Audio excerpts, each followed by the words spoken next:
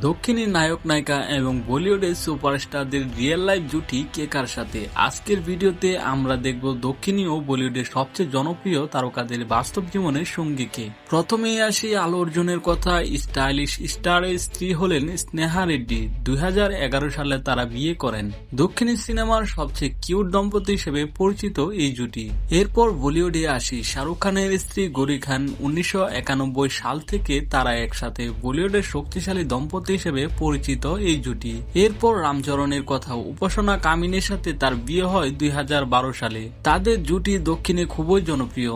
বলিউডের সালমান খান এখনো অবিবাহিত। অনেক প্রেমের গল্প থাকলেও এখনো তিনি একাই রয়েছেন।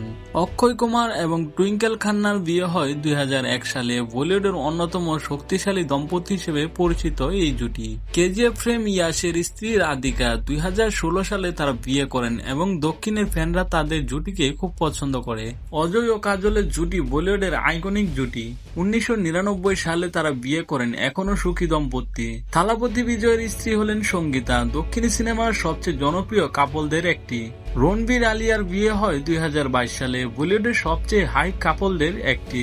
দুলকার সালমানের স্ত্রী হলেন আমাল সুফিয়া। তাদের প্রেম বিয়ে দক্ষিণী চলচ্চিত্র জগতে একটি প্রিয় গল্প। ভিকি কৌশল আর ক্যাটরিনা কাইফ 2021 সালে বিয়ে করেন। বলিউডের সবচেয়ে জনপ্রিয় কাপলদের একজন। ন্যাচারাল স্টার নানের স্ত্রী হলেন অঞ্জনা ইয়াল্লাওয়ার্দী। তাদের বন্ধুত্ব থেকে প্রেম হয় এবং বিয়ে সবই সুন্দরভাবে সম্পূর্ণ হয়েছে।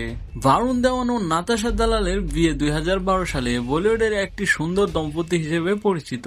সূর্যা এবং জ্যোতিকা 2006 সালে বিয়ে করেন। তাদের জুটি দক্ষিণী সিনেমার সবচেয়ে জনপ্রিয়।